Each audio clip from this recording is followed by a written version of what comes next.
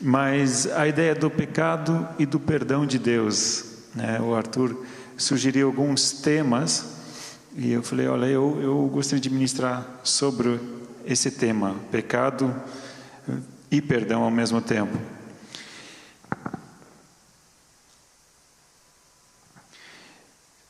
Para começar, eu coloquei uma definição, fui buscar no nosso mestre, o Google, né? Que tem quase todas as informações, não tem tudo, né? Mas tem muita coisa. Eu achei assim como primeira definição é a violação de um preceito religioso. Então, pecado tem a ver com religião, segundo o Google. Desobediência a qualquer norma ou preceito, falta ou erro.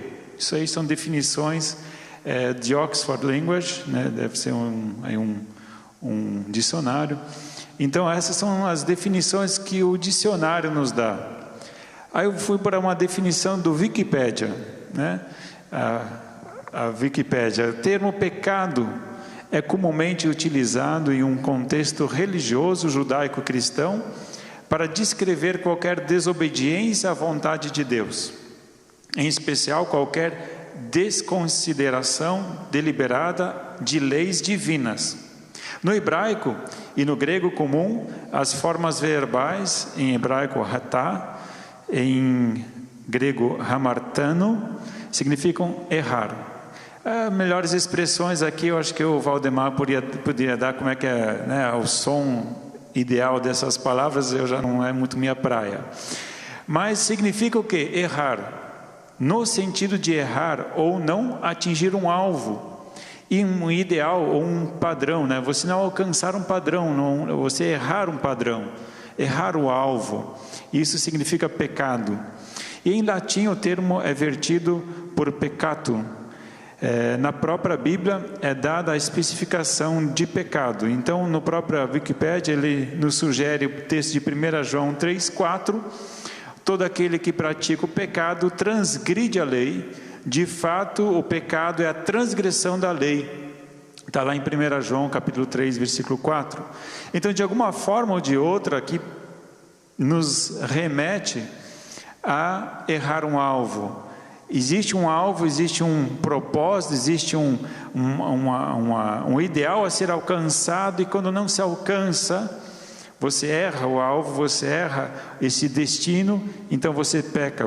O pecado então é errar a direção. Por isso que a gente fala de converter, né? Você voltar à direção que você talvez teria tomado errado. Mas agora, o que a Bíblia diz? Bom, um pouquinho da Bíblia a gente já viu lá na própria definição do Wikipédia, né? Mas a Bíblia em Daniel, capítulo 9, versículo 5, diz o seguinte: pecamos e cometemos iniquidades, e procedemos impiamente, e fomos rebeldes, apartando-nos dos teus mandamentos e dos teus juízos.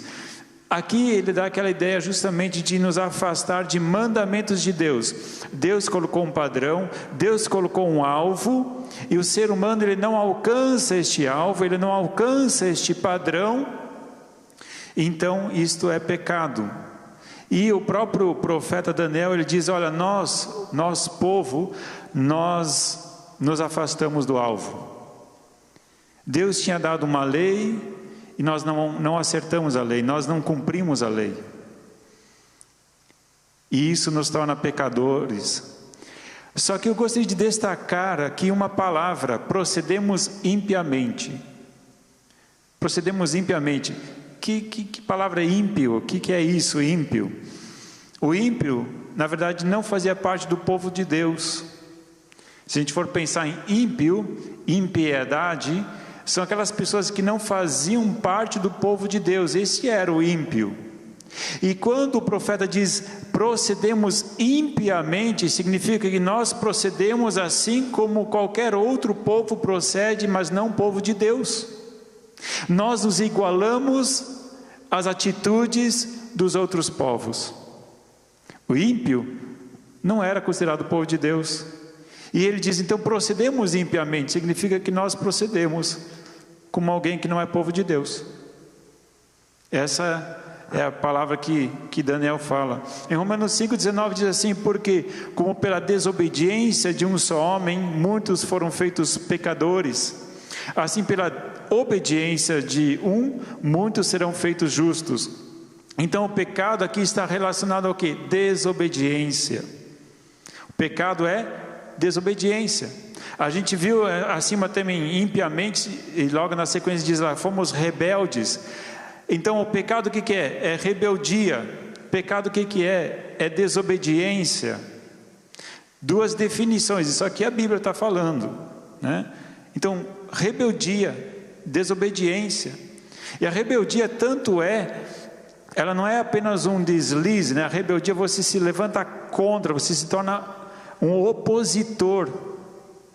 Rebeldia você se torna inimigo. Aí você pode dizer, mas rebelde, inimigo de quem? De Deus. O pecado nos torna inimigos de Deus. É um pouquinho mais profundo do que simplesmente, eu errei o alvo. Eu tinha um alvo e eu errei o alvo. Então, fazer o quê, né? Nem todo mundo acerta, né? Errar é humano, né? Então a ideia aqui é desobediência, rebeldia.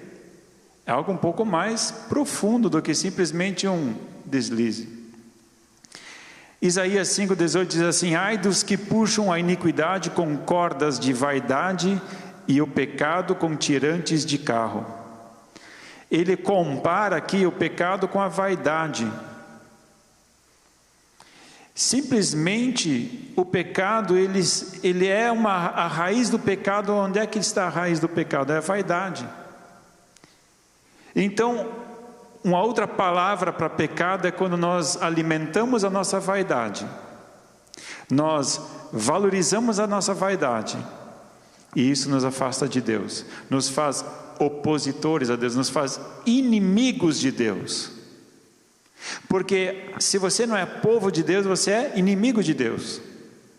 E quando ele diz que nós agimos impiamente, ele diz, nós agimos como inimigos de Deus. O pecado nos faz inimigos de Deus. Eita, é grave, né? Filipenses 2,3 diz assim: nada façam por ambição egoísta ou por vaidade, mas humildemente considerem os outros superiores a si mesmos. Orgulho, aqui a vaidade ela está ligada ao orgulho. Então, para a gente definir, resumir o que é pecado. Pecado é desobediência, a gente viu isso, né? É egoísmo, satisfação do ego, vaidade, rebeldia. Tudo isso é o pecado. O pecado não é somente uma coisa, mas é uma coisa complexa. E quando a gente começa a analisar a gravidade do pecado, por que estou falando assim dessa gravidade do pecado? Porque eu creio que em nossos dias a gente tem visto uma banalização do pecado, uma superficialização do pecado. A gente considera os pecados, daqui a pouco eu vou colocar um conceito, né, mais atual do que é pecado. É a mesma coisa do que eu dizer, eu sei o que é melhor para mim, eu faço, eu posso, ninguém impõe regras sobre mim, Deus não manda em mim, eu não me submeto, minha vida, minhas regras. É mais ou menos isso. Pecado é você declarar independência de Deus. Talvez nós não falamos isso, mas ao pecar, demonstramos com as nossas atitudes. Jamais eu falar essas coisas, imagina, eu vou para a igreja, mas não é bem assim também. A gente tenta suavizar. O pecado é uma afronta à santidade de Deus. Sejam santos porque eu sou santo.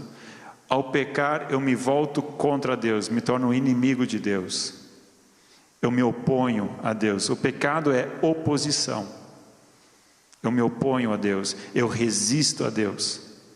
Eu resisto àquilo que Ele quer fazer na minha vida. Eu digo para Ele: Deus, você não manda em mim. Eu sei o que é melhor. O meu ego, eu vou alimentar o meu ego. Eu vou me satisfazer, mas eu não vou fazer a tua vontade. É rebeldia. Conceitos modernos de pecado. Agora vamos ver o que hoje em dia a gente tem de definição para pecado. É um deslize. Então assim, é aquele alvo que deveria ser alcançado, mas no meio foi um deslize. Uma falha. Quem já é perfeito? Né? É uma falha. Falhamos, todos falhamos. É uma fraqueza. Essa aqui é boa, né? É uma fraqueza. Então o pecado não é que é pecado assim, né? Não é que uma coisa é uma afronta a Deus. É uma fraqueza. É um engano. Eu me enganei. Na verdade, eu sei o alvo, mas é que eu me enganei. A gente usa palavras para suavizar o pecado, né? Para não deixar ele com uma cara tão feia assim. Você pega um monstro, né? E tenta dar uma enfeitadinha nele, né? Tenta dar uma maquiada nele, né? Agora, daí o mais interessante é que a gente se justifica com a Bíblia nessa hora, né? A gente diz: olha só, mas a carne é fraca, né? Já que o pecado é uma fraqueza, a própria Bíblia já diz: a carne é fraca. E aí isso morde a interpretação bíblica, né? Quando eu afirmo a carne é fraca, eu estou misericórdia, né? A hermenêutica nessa hora vai para o espaço. Pois o que eu faço não é o bem que eu desejo, mas o mal que não quero fazer, esse eu continuo fazendo. Paulo mesmo falou, olha só as palavras de Paulo, grande Paulo, né? Paulo mesmo já falou: olha, não tem jeito, eu não quero fazer, mas é que eu faço aquilo que eu não quero. E aí a gente poderia entrar no coro junto com Paulo e dizer: eu te entendo. Então, por que a gente deveria falar sobre o pecado? Se a própria Bíblia nos justifica de que é verdade, o pecado é ruim, mas fazer o quê? Na verdade não existem justificativas. Essa é a questão. Esses textos, eles geralmente são mal interpretados. O texto que eu falei antes, né, a carne é fraca, Jesus justamente afirma que devemos apresentar resistência no momento da tentação para não pecarmos. Então aquele contexto de a carne é fraca, é justamente Jesus falando o seguinte: ei, a carne é fraca, mas o espírito é forte. Por isso, Jesus não está dando ali uma justificativa para as nossas fraquezas. Ele está dizendo: gente, tomem cuidado, porque se você não estiver preparado para a tentação, você vai cair. Significa, apresente o quê? Resistência. Resista. Se prepare para a tentação. Ah não, pastor, como assim? Eu vou me preparar para a tentação? Eu quero fugir da tentação. Glória a Deus, fuja da tentação. Mas a tentação vai vir de um jeito ou de outro. Então naquele momento que a tentação se apresentar, você precisa estar preparado. Porque a gente não escolhe ser tentado. Eu não escolho, não sei. Alguém consegue escolher: ó, eu não quero passar tentação, eu vou escolher não ser tentado. Eu posso e devo fugir da tentação, mas ela nos persegue. Então preciso estar o quê? Equipado, preparado para resistir. Essa é a ideia que Jesus quis passar. Paulo ilustra com isso a luta da carne e o espírito e afirma. Então aquela luta que Paulo fala lá, né, de que eu quero fazer, eu não consigo, mas o que eu não quero, isso eu faço, né? Ele, logo na sequência do mesmo texto, isso está lá em Romanos capítulo 7, Romanos capítulo 8, ele diz assim: entretanto, vocês não estão sob o domínio da carne, mas do Espírito, se de fato o Espírito de Deus habita em vocês. E se alguém não tem o Espírito de Cristo, não pertence a Cristo. Ele diz assim: gente, vocês não é que precisam se submeter à carne. Depende do que você fortalece. Depende do que você alimenta. Aquela velha história do índio, né? Que tem 2 cães dentro dele, o índio, né? O sábio falando, né? Para o homem branco, né? Tem uma luta dentro de mim, são 2 cães, 2 lobos, né? Um preto e um branco. E aí o homem branco falou, tá aí, qual ganha? Ele, aquele que eu alimentar. Então, se eu quero que o branco ganhe, eu vou alimentar o branco. Agora, se eu quero que o negro vença, o escuro, eu vou alimentar o escuro. Essa é a questão. Então, a luta está dentro de nós. Vai do que eu for alimentar. E Jesus justamente já falava, gente, alimentem o espírito, porque a carne, ela por si mesma, ela é fraca, ela vai cair, ela vai tender ao pecado. A carne, a nossa fraqueza, ela é muito sutil. E a tendência dela é justamente ir para as coisas carnais e para as coisas mundanas.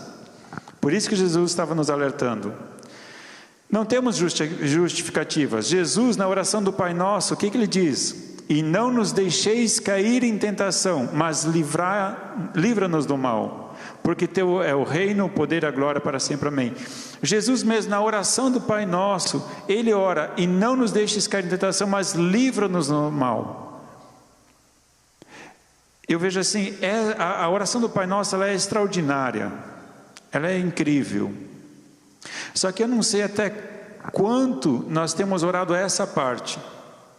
Ou qual é a importância dessa parte para você? A gente lembra, né? O pão nosso de cada dia nos dai hoje. Essa aqui a gente lembra bem porque é as nossas necessidades básicas do nosso dia a dia. Dá-nos hoje.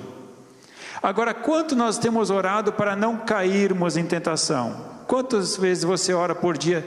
Pai, não me deixa cair em tentação. Pai, afasta de mim a tentação.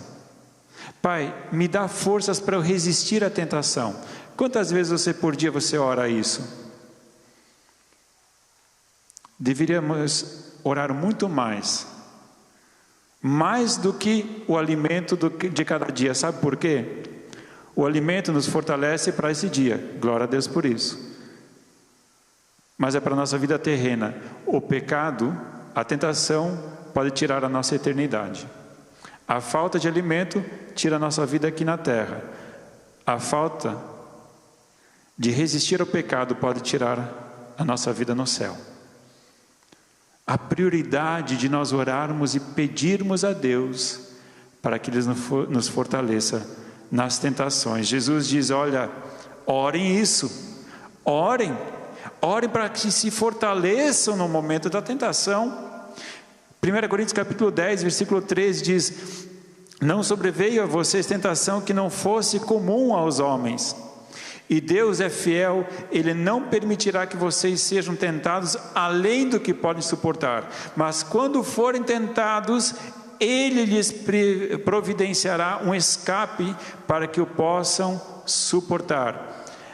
Então aquela ideia de que, nossa, é maior, é mais forte do que eu não consigo resistir. Essa justificativa, ela é válida diante da Bíblia? Essa aqui a tentação, o pecado, ele é tão forte, eu não consigo sair dele. Na Bíblia, eu consigo usar essa justificativa? Eu consigo dizer, não, a carne é fraca, né? Se afirmo que não consegui resistir, chamo Deus de mentiroso. Existem vários níveis de envolvimento com o pecado. Percebam isso. Eu vou fazer aqui um parênteses, tá? Existem vários níveis de envolvimento com o pecado. Quanto mais fundo você se envolve com o pecado, mais difícil é. Não estou falando que é fácil. Não estou falando que é simples. Só estou falando de que a Bíblia nos afirma que é possível. Amém? A Bíblia nos afirma que é possível resistirmos, fugirmos, ok? Então, a justificativa, nós nos justificarmos diante da palavra de Deus, ela não funciona. Porque o próprio Deus diz, Paulo fala aqui, né? Que Deus não permitirá que nós sejamos tentados além do que podemos suportar. É uma promessa. Deus quer que o filho dele se desvie? Claro que não. Tanto é que Tiago, no livro de Tiago, diz que nós não somos tentados, nós não devemos falar que somos tentados por Deus, porque nós somos tentados pelas nossas próprias paixões carnais, diz lá. E aqui justamente diz, olha, Deus não vai permitir que nós sejamos provados ou tentados, né? A prova, porque aí existem tentações, existem provas, né? A gente entende isso, porque tentação é a tendência da carne, os desejos da carne que querem nos arrastar para o pecado. As provas são as lutas e dificuldades pelas quais passamos. A tentação, às vezes, a gente mesmo que se mete nela, né? Alimentar o que não deve, né? Se alimenta a carne, vai ser tentado na carne. Agora, as provações, as dificuldades, as lutas que sobre nós vêm, essas muitas vezes a gente não escolhe. Essas muitas vezes a gente não contribui com elas, elas acontecem. As dificuldades, elas acontecem. Você talvez não pediu para ser despedido, você foi despedido, né? Geralmente, aqueles que são assalariados, geralmente o patrão não vai perguntar se você quer ser despedido, né? Geralmente ele só chama lá, né? Vai lá, passa no departamento social, lá no RH e, né? Conversa com a moça lá. Tem coisas que a gente não escolhe. Tem coisas que a gente realmente não escolhe. Mas a palavra de Deus, ela nos assegura de que se nós somos provados, se Deus permite uma luta vir sobre nossas vidas, ela não pode te derrubar da fé. Ela vai te fortalecer na fé, depois de você ter perseverado. A perseverança desenvolve a maturidade. Romanos capítulo 5. Então, amados, as provas, elas nos fortalecem. Diz aqui ainda, Ele lhes providenciará um escape para que o possam suportar. Existe um socorro, existe uma saída. Por isso que Jesus diz, olha, quando vocês forem tentados, orem, se fortaleçam, para que vocês não caiam na tentação. Estejam prontos. Amado, se você quer se preparar, eu vou perguntar uma coisa para vocês. O soldado que vai para a guerra, ele se prepara na guerra? Tipo, caiu na guerra, no meio da batalha, pronto, é você agora. É lá que ele se prepara. Ou ele se prepara antes? Geralmente, o alistamento ao exército tem essa ideia de preparar soldados para a guerra. E Jesus está falando, gente, se vocês não se prepararem em tempo hábil, a batalha vai vir. E vai ficar em pé quem estiver melhor preparado. Então se prepare. Se revista. Paulo vai falar do revestimento, da armadura para a batalha. Efésios capítulo 6. Se afirmo que não consigo resistir, chamo Deus de mentiroso. Infelizmente, a palavra de Deus, ela nos assegura, é possível resistir. Sem justificativas, Jesus nos ensina a sermos radicais contra o pecado. E Jesus vai além ainda.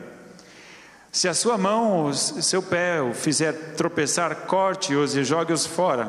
É melhor entrar na vida mutilado ou aleijado do que tendo as duas mãos e os dois pés ser lançado no fogo eterno.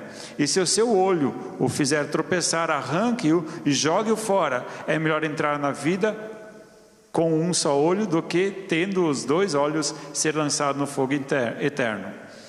Mas eu não quero aqui que ninguém se decepe, tá? Por favor.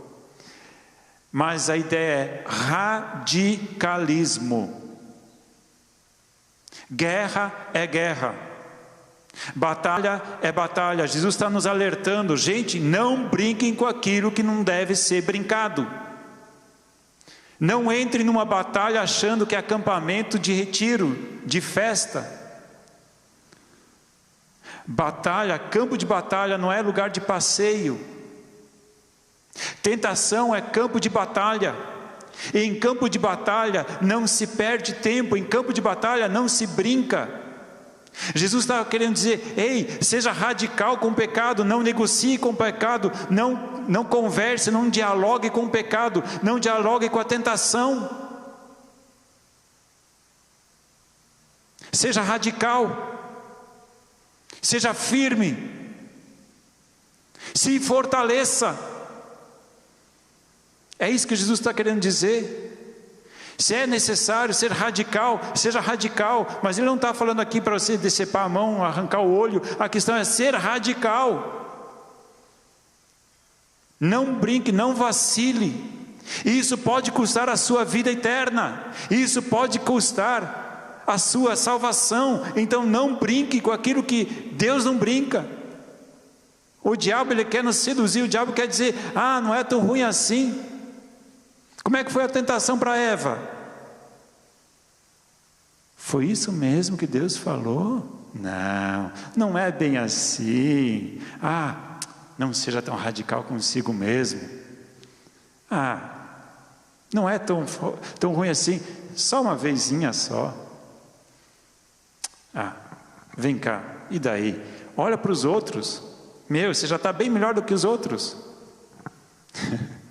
Amado, a Bíblia nos alerta: não brinca, não flerte com o pecado, isso pode custar a sua vida.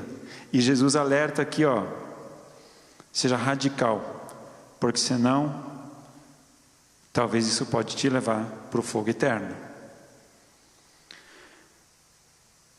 Então, entendemos de que a Bíblia e tanto Jesus também, eles nos exortam a ser radical com o pecado, certo? Acho que ficou bem gravado isso. Mas o que acontece? A gente acha que a gente pode conviver com o pecado. Existe uma convivência assim harmoniosa, a gente consegue lidar com o pecado. É como Israel e os povos cananitas, né? Israel, quando entrou na terra prometida, Deus falou para eles, antes deles entrarem: quando vocês tomarem a terra, acabem com todos os povos, não se aliem a eles, não tomem as esposas deles para os vossos filhos, não façam alianças com esses povos, porque eles vão deturpar o coração de vocês, eles vão fazer vocês desviarem da minha lei. Deus tinha falado. E aí, quando eles entram na terra prometida, quando Israel se tornou forte, impôs trabalhos forçados aos cananeus, mas não os expulsou completamente. Aí o cristão, ele se torna cristão, se torna crente, agora sou crente, é batizado, é revestido de autoridade, ele se torna forte, ele começa a ter vitórias na vida cristã, ele começa a andar na fé, ele começa a andar na palavra, ele começa a orar e tal, mas de repente ele é tentado, e ele começa a negociar, ele começa a perceber que ele consegue conviver controlando o pecado. Consigo controlar o pecado. Sabe, eu vou até assim, eu sei até onde é que é o limite. Então eu consigo chegar assim, ó, bem na borda, e eu não caio. É possível, eu vou chegar bem pertinho assim, ó, e eu vou controlando o pecado. Eu subjugo o pecado. Eu controlo o pecado. Eu domino o pecado. Eu sei até onde é que eu posso chegar. Viciado? Não, eu sou forte, eu sei até onde é que eu posso chegar. Ah, mas não tem problema, eu consigo conviver com o pecado meio aqui, meio ali, certo? A gente, com o tempo, a gente pega as manhas, não é? Não pega? A gente se torna como é que posso dizer? A gente se autoconvence de que a gente controla a situação. E sabe que o diabo faz questão de você ter até um certo controle do pecado, para você ficar autoconfiante. Sabe o que aconteceu com essa autoconfiança de Israel? Exílio. Eles foram fazendo alianças e subjugaram esses povos, e dominaram sobre eles até um tempo. E às vezes eles ficavam mais fortes, eles se uniam entre si, e o que acontecia? Dava uma surra em Israel. Amados, não brinque com aquilo que Deus diz que não é para brincar. Não vale a pena, pode sair caro. Como alguém que possui um leão ou uma cobra como um animal de estimação, né? Tem animais selvagens, tem animais domésticos. Alguns, eles querem inverter a ordem, né? Eu li um tempo atrás reportagens sobre pessoas que tinham leões de animais de estimação. Já no decorrer da história, em vários momentos, pessoas domesticaram leões. Eu li alguns relatos de pessoas que domesticaram leões. E até por um tempo, assim, os leões eram muito dóceis, muito queridos, e as pessoas realmente conviviam em harmonia, com o leão. Mas, em praticamente todas as histórias, chegava um momento que perdiam o controle. Isso custou vidas. Dos relatos que eu li, de pessoas que tinham domesticado leões, eu li acho que uns 4, 5 relatos. Olha, dos 5 relatos que eu li, acho que 4 deu morte. O outro saiu com vida, mas saiu meio chamuscadinho, né? Saiu meio arranhado. Saiu meio mastigado, né? Então, querido, você pode até tentar domesticar, mas não vale a pena. Não vale a pena. Pode custar a sua vida. Em num dos casos, o leão atacou uma das filhas do casal e acabou matando a filha. Em outro caso, o marido que tratava do leão, o marido tinha saído para viajar, a esposa estava cuidando dele, adivinha quem que pagou o pato? A esposa, que foi... Só que eles cuidavam juntos, mas o leão tinha mais afinidade com o marido, né? Mas aí, de repente, ela também ajudava na manutenção do leão e tal, mas quando viu, ele tem o dia que ele acorda que não está de bom humor, né? É aquele dia que ele diz, olha, hoje você não brinca comigo. Cada um tem seu dia de leão, né? Vamos ser bem sincero, né? Cada um tem seu dia de leão. Já hoje não mexe comigo, porque hoje eu não estou legal, né? E aí, nessa hora, ele atacou a mulher e acabou matando a mulher. E por aí vai. Foram vários relatos que eu li. Queridos, não vale a pena você querer domesticar o que não foi feito para domesticar. Não brinca com pecado. Convivência com pecado. Eu vi essa imagem, achei ela bastante interessante, né? Você é escravo de tudo aquilo que não consegue abrir mão. Não é só mas aquilo que é difícil de você abrir mão, isso te controla. E aí eu vi, né? Olha só, cada um lá tem o vício dele em pé, guiando, né? Segurando, escravizando a pessoa. E aí tem, né? A mulher lá está com uma injeção. Eu acho que deve ser por causa da vaidade, né? Deve ser silicone. Eu não sei o que é isso, né? A injeção, enfim. Aí tem o cara da garrafinha de álcool, né? Tem o cara da garrafinha de álcool ali. O que eu achei interessante é esse cara aqui, né? Porque todos eles têm a mesma roupa, né? Tem a mesma roupa, tem a mesma roupa. O único que não tem a mesma roupa é esse cara aqui, né? É um dado de jogo, né? O cara perdeu a roupa no jogo. E aí o vício dele ficou com a roupa, né? E por aí vai. Queridos, eu creio que essa imagem ela é bastante relevante. E na verdade essa imagem ela é bíblica, sabia?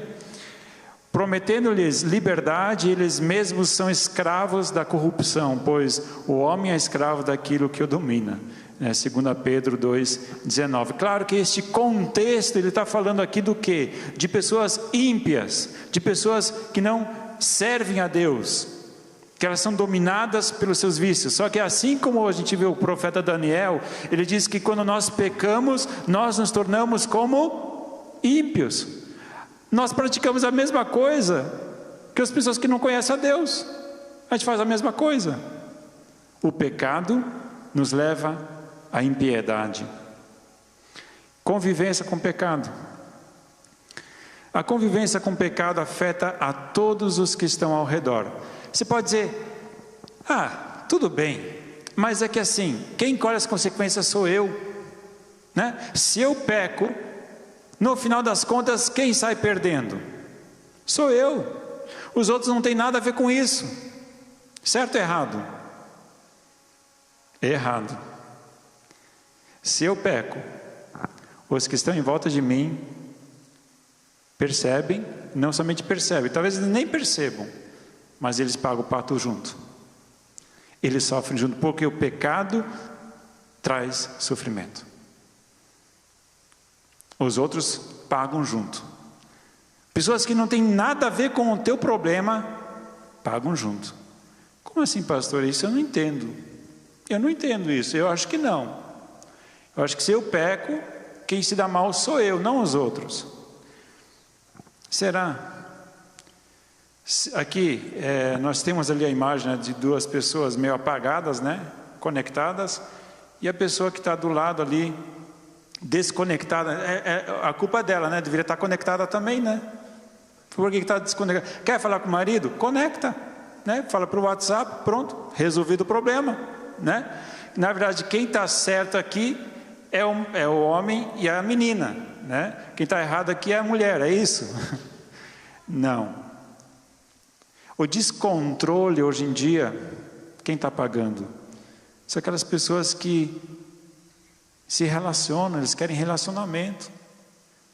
Então, de repente, o meu vício pode estar atingindo a minha família. Será que aqui também a gente poderia dizer que o problema dele é só ele que colhe as consequências?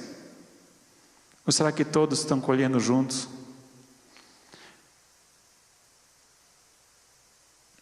Ou quando de repente é o descontrole emocional, descontrole, a raiva, né? Palavreado, palavrão, né? Eu coloquei algumas coisas aqui do lado, né? Saúde emocional, mente, emoções, linguajar. Isso é um problema meu, os outros não têm nada a ver. Se você não controla a sua língua, você fica difamando os outros, desfazendo os outros. Será que o problema só está com você? Será que é só você que vai sofrer? Ou você está fazendo outros sofrer? A administração do tempo, né? Disciplina do tempo. Vive estressado ou é preguiçoso. Os dois extremos, né? Aquela pessoa que é estressada, parece que sempre, eu brinco, né? Parece que a pessoa nasceu atrasada, né? Deveria ter nascido antes, né? Mas ela nasceu atrasada, agora tem que ficar a vida inteira recuperando o atraso, né? Que nasceu atrasado, ela tem que ficar a vida inteira recuperando o atraso do nascimento, né? Ou preguiçoso, parece que nasceu antes do tempo, né? Tenho tempo. Eu nasci 3 dias antes, então tenho tempo, né? Vai empurrando as coisas, né? Nasci adiantado. Tanto um quanto o outro. Será que as outras pessoas ao teu redor, será que elas não sofrem com a tua dificuldade de administrar o tempo? Cuidado físico, alimentação, descanso, exercício, tal. Não, isso é coisa minha, os outros não têm nada a ver. Mas será que de repente eu não estou fazendo os outros sofrer também? Então, eu depois que eu vi, né, em todos esses lugares eu coloquei os homens como sendo os culpados, né? Parece que o homem aqui é culpado em todas essas imagens aqui, né? Parece que só o homem é que é o errado, né? E o único lugar que é com saúde, é com coisa positiva é a mulher, né? Ela que está por cima enfim, não é bem assim, né? Acho que cabe a cada um de nós a autorreflexão aí. Então, chegamos a um ponto que a gente poderia dizer, pastor, e agora? Pegou geral, estou perdido. Pastor, tem solução para mim? Eu me encaixo em vários desses quadros. Pastor, eu desanimei. Pastor, eu não consigo nem me justificar, porque a Bíblia diz que não, né? Não tem nem justificativa, mas o que eu vou fazer agora? Deus tornou pecado por nós aquele que não tinha pecado, para que nele nos tornássemos justiça de Deus. Você pode dizer, esse versículo é muito injusto. Esse versículo é muito injusto. Deus é injusto. Gente, Deus é justo ou é injusto? Deus é justo, é lógico que Deus é justo. Então seria justo jogar todos nós no pecado. Mas acima da justiça dele está a graça de Deus. Ele quer te salvar. Ele quer te perdoar. Ele quer te restaurar. Ele quer te libertar. E isso é que é o maravilhoso. Quando nós reconhecemos e chegamos diante de Deus, e a gente chega diante de Deus e diz: Deus, eu não tenho justificativa nenhuma. Deus, eu sou pecador, eu sou miserável, eu sou, tu és o eu sou, mas eu sou o outro sou, né? Deus, eu não tenho condições alguma de ser justo diante de ti. E Deus diz: vem cá, o teu pecado eu preguei lá na cruz com Jesus. Coisa mais injusta desse mundo foi o que Deus fez. Mas Jesus disse: eu vou, não porque o Pai me manda, eu vou porque eu quero. Eu me ofereço por você, eu me ofereço pelo teu vício, eu me ofereço pela tua falta de disciplina, eu me ofereço por causa da tua fraqueza, eu me ofereço. Se afirmamos que estamos sem pecado, enganamos-nos a nós mesmos, e a verdade não está em nós. Se confessarmos os nossos pecados, Ele é fiel e justo para perdoar os nossos pecados e nos purificar de toda a injustiça. Se afirmamos que não temos cometido pecado, fazemos de Deus um mentiroso, e a sua palavra não está em nós. A Bíblia mesmo diz: não sobra um. Não sobra um para contar a história. E se você nessa noite está reconhecendo: eu sou esse que não sobro, eu sou esse que não sou digno, eu não sou digno diante do Senhor. Eu quero que você lembre de um versículo. Se você esquecer de tudo aquilo que foi pregado nessa noite, eu quero que você lembre de um versículo. Meus filhinhos, escrevo-lhes essas coisas para que vocês não pequem. Amados, vocês estão percebendo aqui que a ideia de Deus é que nós não pequemos.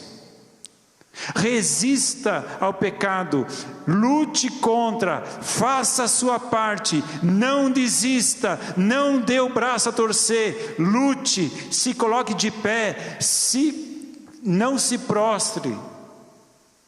A Bíblia diz: não peque, se levante, não se justifique, não há justificativa, faça a sua parte.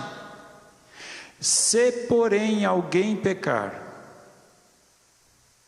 vocês estão percebendo aqui? Não é assim que você nem se esforça, mas você luta, você busca, você batalha,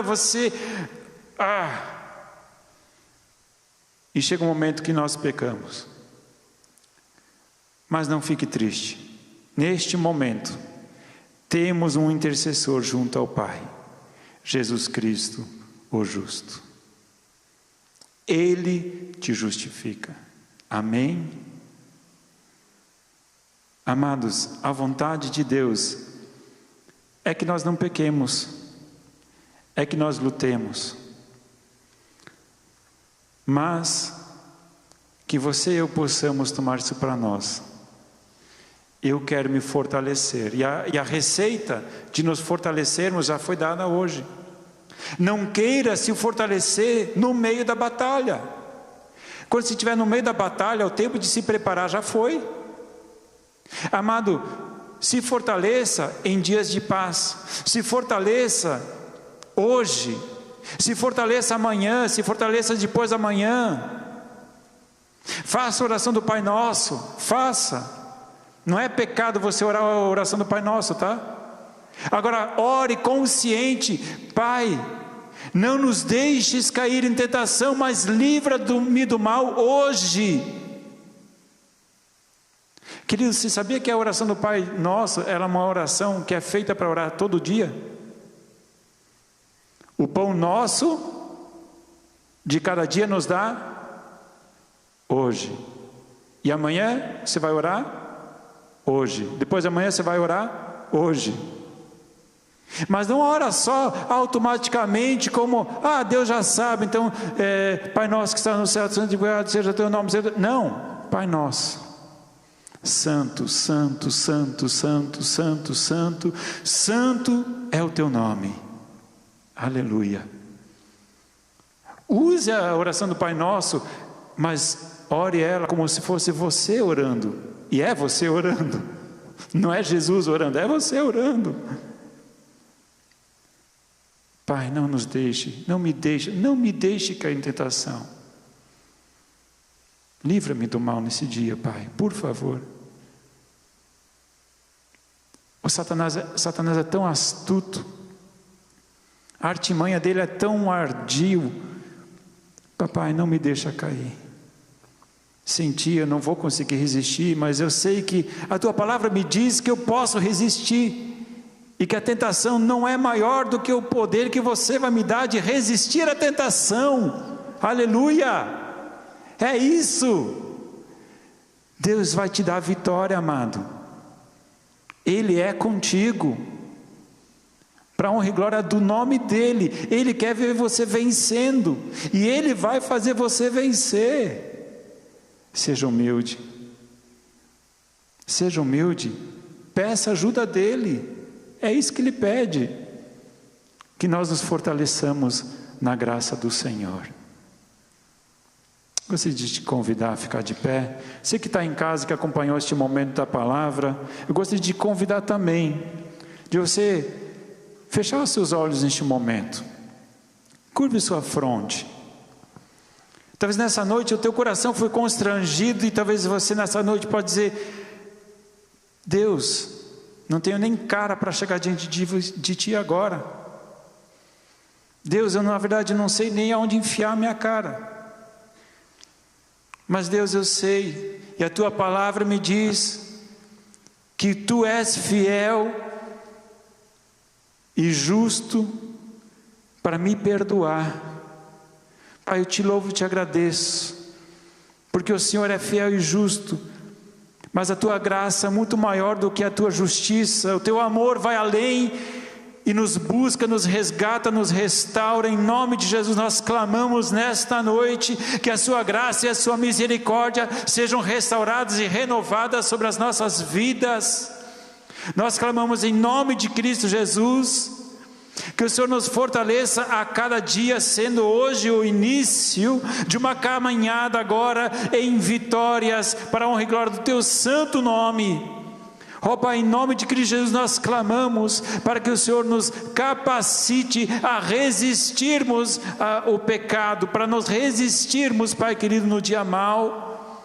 Ó Pai, em nome de Cristo Jesus, que a tua palavra seja o nosso alimento diário.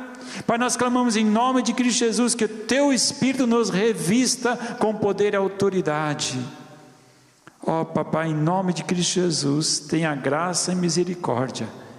Alcança-nos, fortaleça-nos, não nos deixes cair em tentação. Aleluia, mas livra-nos do mal, para a honra e glória do teu santo e poderoso nome. Amém. Amém.